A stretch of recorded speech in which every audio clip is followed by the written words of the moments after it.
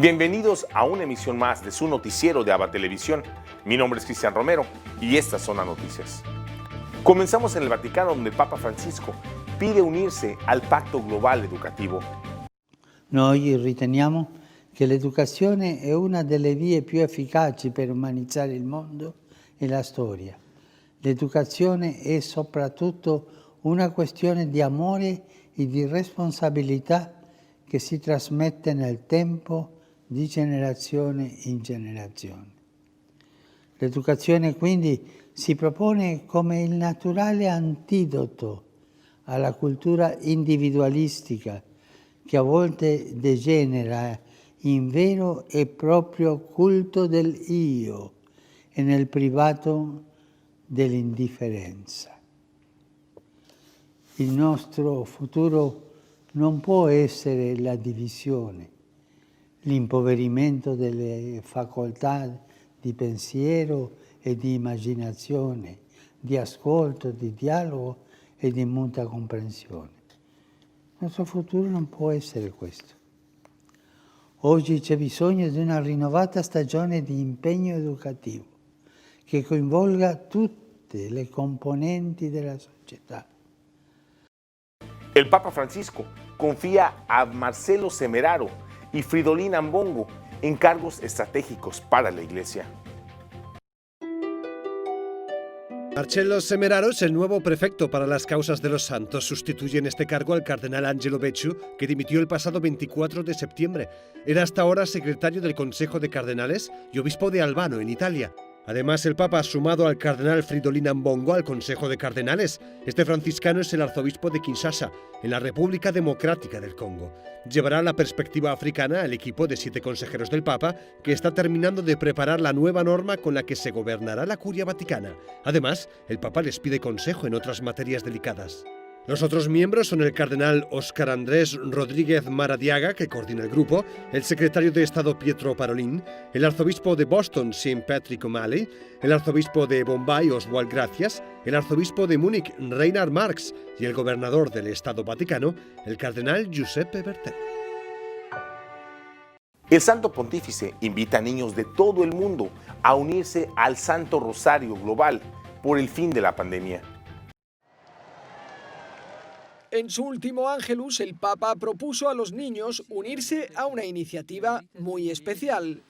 Domenica prossima, 18 ottobre, la Fondazione Aiuto alla Chiesa che Soffre promuove l'iniziativa per l'unità e la pace 1 milione di bambini recita il rosario. Incoraggio questa bella manifestazione che coinvolge i bambini di tutto il mondo, i quali pregheranno specialmente per le situazioni di criticità causate dalla pandemia. Imagina lo que pasaría si 1 millón de niños pidieran lo mismo y al mismo tiempo.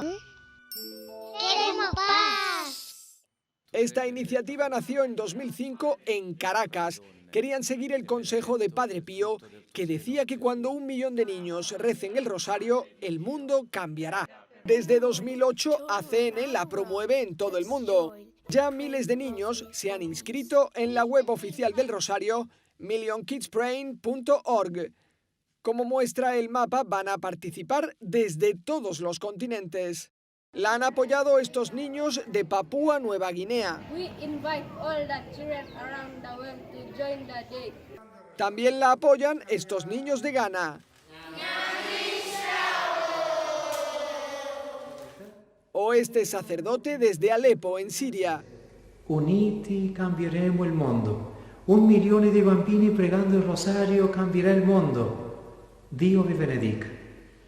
Los niños pueden unirse el domingo 18 en su parroquia o en su casa, o el lunes 19 desde sus escuelas. En la web oficial se pueden descargar materiales gratis para ese día, como instrucciones para rezar el rosario, dibujos y reflexiones, o se pueden pedir a las oficinas nacionales de la Fundación. La Secretaría Central del Opus Dei publica un libro sobre mujeres vulnerables, pero inspiradoras.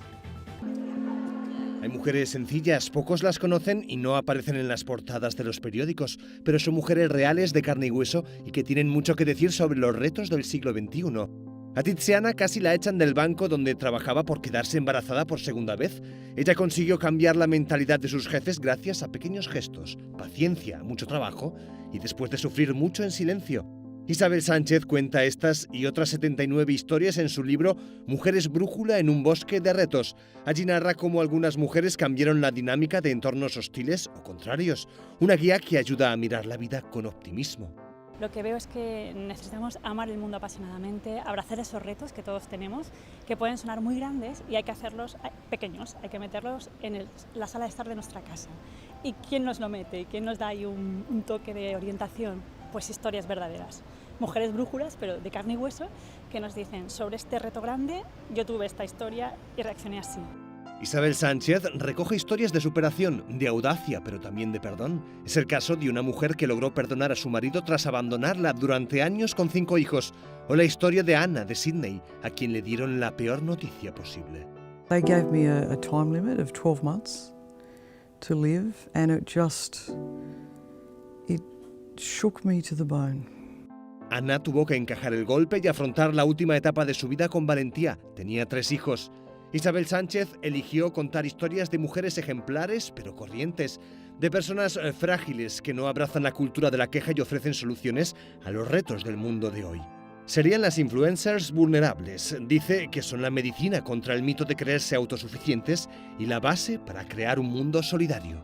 Para eso necesitamos aceptar nuestras propias limitaciones, no querer ser perfectos y aprender a aceptarlas de los demás. Me parece que eso es ser solidarios, es acogernos como somos. Me parece que se nos educa en una cultura de la imagen en que queremos corregir continuamente las imperfecciones, que no se noten, taparlas, que no se vean, y eso al final nos hace ansiosos.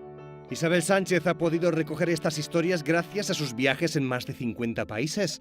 Ella dirige el Consejo de Mujeres que asesora al prelado del Opus Dei y su trabajo le ha llevado por todo el mundo para conocer cómo las mujeres de esta institución han implantado su carisma de santidad en lo ordinario en cada país. A continuación tenemos el agrado de presentarles una reflexión del Evangelio del Día a cargo de nuestro director general, Jaime Sevilla. En el Evangelio de hoy, tomado del capítulo 11 de San Lucas, tenemos la reprimenda de Jesús a los fariseos y a los doctores de la ley. En el Evangelio escuchamos cómo los profetas han sido maltratados y asesinados. Y el Señor les dice que esa sangre derramada les pedirá cuentas a esa generación. ¿Cuántos catequistas en nuestros países latinoamericanos, en África, en otros lugares, han sido también masacrados, martirizados? Ayer celebrábamos la fiesta del segundo aniversario de la canonización de Monseñor Romero en El Salvador. Ese país que tanto ha sufrido y sigue sufriendo, pero sobre todo la sangre derramada de tanta gente inocente. Por eso, hoy que se pide justicia, que se pide que se esclarezca la verdad, viene como anillo al dedo este Evangelio, porque se tiene que pedir cuentas a esta generación que masacró a esta gente inocente. Pero al mismo tiempo es una invitación del Señor para no tener miedo, para confiar siempre en Él y denunciar todo aquello que vaya en contra de su voluntad o de su reino, sin importar la cantidad de críticas que podamos tener, la persecución que podamos sufrir o incluso el martirio que podamos llegar a padecer.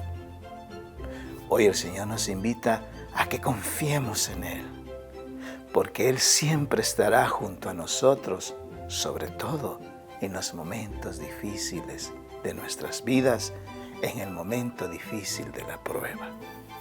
Señor, danos la gracia de ser fieles siempre a tu palabra. Que así sea.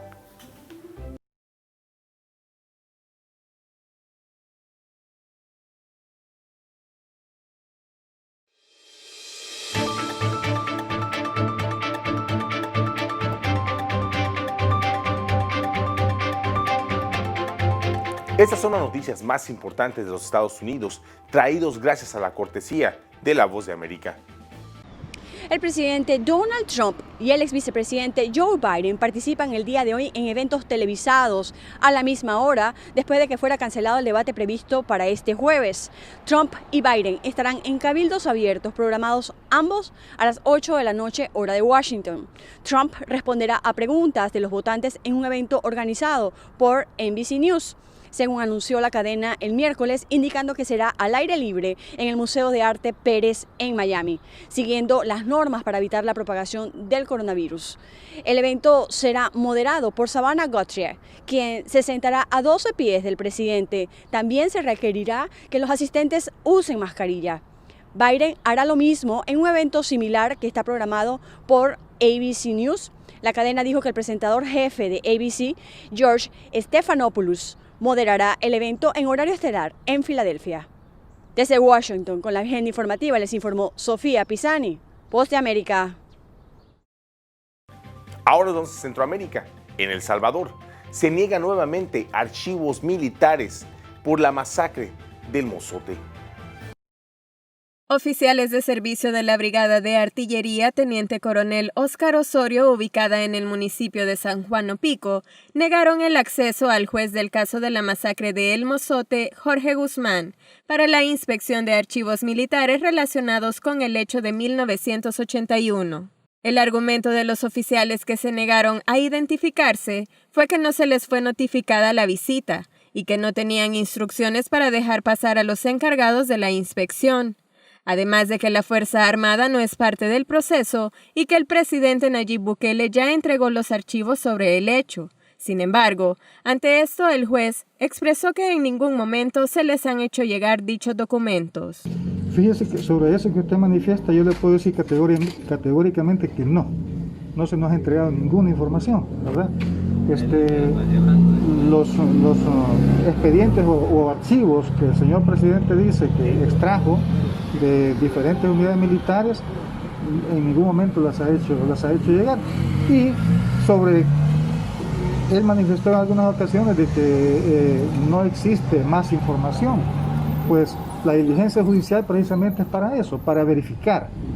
Ante la negativa, el juez les recalcó que se está cumpliendo con una orden judicial y que se debe de actuar apegado al derecho. También recalcó que todas estas diligencias son por las víctimas y su derecho a saber la verdad. Nosotros estamos haciendo esto por las víctimas, no lo estamos haciendo por mí, por los acusadores, por la fiscalía, sino que las víctimas son el centro de este proceso. Entonces, es importante que ellos estén conscientes de que como Estado hemos hecho todo lo posible por investigar estos hechos. David Morales de Cristosal lamentó que se continúe con el bloqueo por parte de la Fuerza Armada a brindar la información que se les solicita y explicó quiénes incurren en delito por el bloqueo. Incurre en delito obviamente los funcionarios de la brigada de artillería que bloquearon el paso del juez, pero también incurre en delito el presidente Bukele y el ministro Francis Merino, que son los que han dado la orden de que se impida el paso del juez, como ellos ya lo reconocieron en un informe escrito que fue remitido al tribunal, donde manifiestan ambos que es una posición institucional, que es su posición institucional mantener, ¿verdad?, estos archivos en secreto sin permitir el acceso al tribunal. Este día se hicieron presentes representantes de la Asociación Promotora de Derechos Humanos de El Mozote, quienes expresaron su indignación ante la negativa por parte del gobierno de abrir los archivos militares. Para nosotros ha sido un poco indignante como víctimas porque hemos estado buscando la justicia y la verdad desde hace mucho tiempo, pero se los ha estado negando continuamente, más ahora que hay una orden judicial para poder aperturar los archivos militares, se nos siguen negando. Entonces ahora como cuarta vez que hemos venido aquí, se repite la historia, siempre lo mismo. Esta es la cuarta ocasión en la que se niega a colaborar con la investigación judicial del caso de El Mozote. La Comunidad Unida de Chinameca, en Los Ángeles, California, dan un importante donativo al vicepresidente Félix Ulloa para el municipio del mismo nombre, en El Salvador. La Facultad de Ingeniería y Arquitectura de la Universidad de El Salvador recibió la donación de una máquina de corte CNC que beneficiará al laboratorio de impresión digital. La donación fue realizada por la Comunidad Unida de Chinameca en Los Ángeles, junto al vicepresidente de la República, Félix Ulloa. Durante la actividad, el maestro Roger Arias afirmó que el equipo entregado servirá para seguir dando respuesta a las necesidades de la población salvadoreña, como lo hizo con la fabricación de máscaras protectoras para profesionales de salud en primera línea contra el COVID-19. Además, manifestó la necesidad que tiene el alma mater de incrementar el presupuesto para invertir en la investigación científica y en la formación docente. Ahora nos vamos a Sudamérica con nuestro amigo, el padre Manuel Rodríguez Rodríguez, misionero claretiano de nuestra cadena hermana JN19 Televisión, con un reportaje especial desde Lima, Perú, de lo que acontece en ese país. Reporta para la cadena de televisión ABA y JN19 del Perú, el padre Manuel Rodríguez Rodríguez, misionero claretiano. Desde Lima, el presidente del gobierno, ayer en una actividad en la zona central del Perú, se quejaba de que en el Congreso se tratan temas que van por su cuenta sin haber entrado en un diálogo con el Ejecutivo, porque sería mucho mejor para llegar a conclusiones que pueden agradar a todos. Hoy el Congreso tiene su plenario y temas pues son varios: el retirar dinero de las AFP según condiciones, también el poder reintegrar a directores y subdirectores que no aprobaron el examen estatal o no se presentaron en su debido momento. A nivel nacional han fallecido durante la pandemia, según datos oficiales, 33.512 personas. En las últimas 24 horas han fallecido 93 personas, más que ayer. Ayer fueron 62.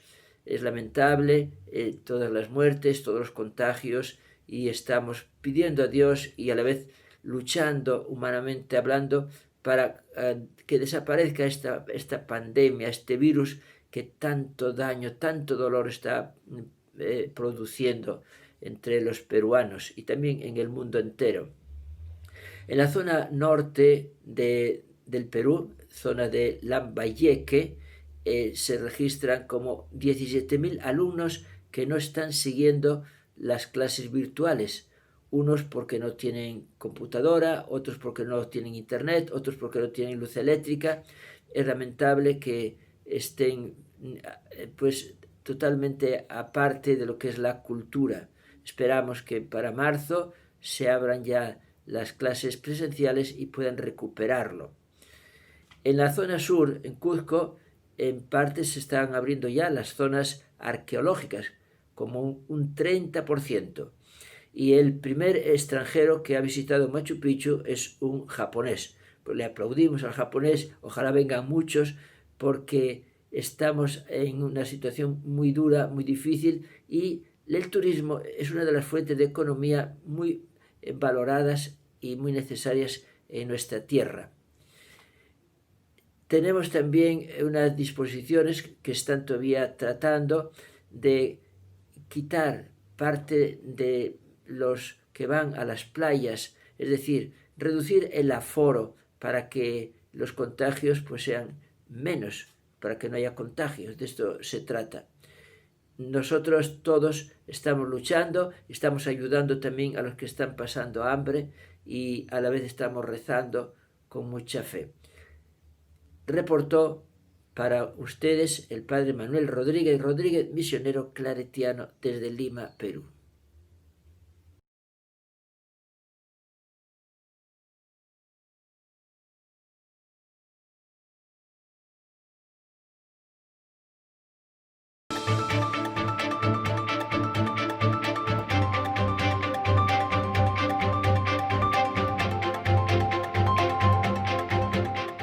Isabel Allende se entrevista con La Voz de América y nos habla de diferentes temas.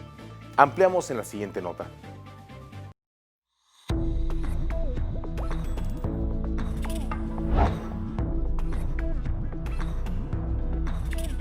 ha sido un año pésimo, pero hay esa otra cosa que está por debajo. Y yo creo que cuando hay una crisis como la que estamos viviendo, es un momento de peligro, pero también de oportunidad.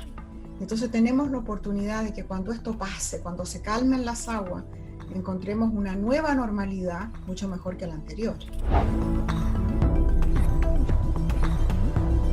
Por un tiempo yo tuve miedo de que el feminismo y el movimiento de liberación femenina, los avances de los derechos de la mujer estuvieran paralizados, que no fueran para ningún lado, incluso en algunas partes retrocedían. Pero luego he visto esta nueva ola de muchachas jóvenes con el Me Too y con tantos otros movimientos similares que están dándole un nuevo vigor al pensamiento feminista. ¿Y en qué consiste el pensamiento feminista? En eliminar el patriarcado y reemplazarlo por una gerencia del mundo en que hombres y mujeres tengamos igual participación. De eso se trata. No se trata de reemplazar el patriarcado por un matriarcado, sino que repartirnos la gerencia y que los valores femeninos tengan el mismo peso que los masculinos. Chile en 1939 recibió 2.200 refugiados que escapaban de la guerra civil en España. Y cuando atraca el barco hay una multitud con banderas, con canciones, con comida, esperándolo, con las canciones de ellos, las canciones de la revolución en España, las canciones republicanas, y los reciben con los brazos abiertos. Entonces esa gente fue incorporada, adaptada al país inmediatamente. Tuvieron trabajo, familia, casa, amigos, la casa de mi abuelo, entre otras. Y pudieron darle al país, se hicieron chilenos, y ellos y sus descendientes, que son en este momento como 15.000, han aportado al país en una forma riquísima. Lo mismo pasó en México. México recibió innumerables refugiados españoles y eran una clase media educada, eran profesionales, eran artistas, intelectuales, filósofos. Esa fue la gente que logró salir. Los otros se quedaron atascados en Europa y murieron en los campos de concentración, en los gulags, en la guerra. Entonces nuestros países se beneficiaron de esta gente que llegó. Y porque los incorporamos inmediatamente, ellos aportaron todo lo que ellos eran, todo su saber, lo entregaron al país, como sucede siempre con los inmigrantes cuando se les da la oportunidad. Hoy, 15 de octubre, en el Santoral de la Iglesia, celebramos el Día de Santa Teresa de Jesús. Conozcamos su historia. El pequeño Gonzalo, hijo de doña Juana de Ahumada, revoloteaba en los alrededores de la construcción de la que supuestamente sería la casa de sus padres, mientras que su madre, instalada bajo la sombra de un árbol, lo seguía con la mirada, pero no daba tregua al bordado que realizaba. Cuando de pronto un estruendo sacudió su corazón maternal al comprobar que uno de los muros del edificio se había desmoronado en el sitio en el que minutos antes jugaba el chiquillo. Se levantó como un resorte y salió en su búsqueda, pero la polvareda levantada por el derrumbe de la pared la cegaba. Entonces pidió auxilio y algunos trabajadores de la obra, cuando se disipó la nube de polvo, empezaron a remover los escombros hasta que encontraron su cadáver. Doña Juana, transida de dolor, mandó a llamar a su hermana Santa Teresa de Jesús, quien acudió presurosa, tomó al infante entre sus brazos, se retiró y a prudente distancia se arrodilló, lo depositó en el suelo, comenzó a orar fervientemente a la Santísima Virgen y al cabo de un rato, según consta en su proceso de canonización, el niño despertó tosiendo y poco después regresó a sus travesuras como si nada. Teresa Sánchez de Cepeda y Ahumada, nacida en Ávila, España, el 28 de marzo de 1515, creció escuchando los relatos de su madre sobre las vidas de los mártires y como quería imitarlos, cuando contaba 7 años, convenció a su hermano Rodrigo para que se fugaran a territorio musulmán con la idea de dar su vida en el nombre de Jesús. Pero en el camino los encontró un tío suyo, quien los devolvió a sus padres. Entonces optaron por construir una celda en la parte posterior de la casa, a la que se retiraban a orar días enteros, aunque la vida religiosa era un imán para ella. Tras la muerte de su madre, tuvo sus devaneos, con lo que impulsó a su padre a internarla en el convento de las Agustinas, en donde estudiaban las niñas de familias pudientes, pero por una grave enfermedad fue devuelta y durante la convalecencia se dedicó a leer las cartas de San Jerónimo, con las que reforzó su deseo de convertirse en monja, y aunque su papá se opuso, vistió el hábito de las Carmelitas de la Encarnación en 1535 y adoptó el nombre de Teresa de Jesús. Pero otra extraña dolencia la envió de nuevo a casa, en donde permaneció 3 años, al cabo de los cuales volvió al convento. Con altas y bajas en su fe, encaró esta etapa de su vida hasta que en 1554, cuando contaba 39 años, la visión de la imagen de un Cristo ensangrentado y la consecuente meditación sobre su pasión operó en la hermana Teresa de Jesús un cambio profundo, radical e irreversible. Convencida de que su orden, que había relajado sus reglas, necesitaba una reforma, Santa Teresa de Jesús la emprendió contra viento y marea, porque la oposición de sus propias compañeras, las carmelitas calzadas, y de parte de la jerarquía eclesiástica se dio con tal encono que inclusive fue denunciada ante la Inquisición y perseguida por ella, pero no por eso cejó en su empeño, y en 1562 abrió el convento de San José, en la construcción en donde había resucitado a su sobrino, y con 4 monjas comenzó la orden de las Carmelitas Descalzas, que propendía por tener en sus claustros menos cantidad de monjas y una rigurosa observancia de las reglas originales. Pues el éxito obtenido con su primera fundación se replicó por toda España, país en el que en 20 años estableció 17 monasterios e impulsó con San Juan de la Cruz la rama masculina de los Carmelitas Descalzos. Con ello reverdeció el movimiento monástico que se encontraba de capa caída en toda Europa. A su febril actividad de fundadora sumó una exuberante vida espiritual en la que los éxtasis y las levitaciones eran diarios, y hasta recibió la transverberación, que consiste en que fue traspasada por el amor de Jesús. Y tras su muerte le encontraron en el corazón una profunda cicatriz que ratificaba este milagro. Dio rienda suelta a su proverbial inspiración como escritora y produjo, entre otras obras maestras, el Libro de la Vida, que era su autobiografía, Camino de Perfección, Meditaciones sobre el Cantar de los Cantares, El Castillo Interior, Exclamaciones, Fundaciones, Apuntaciones y Desafío Espiritual, y cientos de poemas místicos. Por el contenido de esta monumental obra, el Papa Pablo VI la declaró doctora de la Iglesia. Cumplida su misión, murió beatíficamente en el monasterio de Alba de Tormes el 4 de octubre de 1582 y, atención, fue enterrada al día siguiente, 15 de octubre. Este extraño hecho se dio porque justo ese día entró en vigor el nuevo calendario gregoriano que suprimió esos 11 días. Fue canonizada por el Papa Gregorio XV en 1622. Por eso hoy, 15 de octubre, día de su festividad, pidámosle a Santa Teresa de Jesús que nos enseñe el camino de la perfección. Y para el final de nuestro noticiero, les invitamos a disfrutar del segmento El Minuto de San Óscar Romero.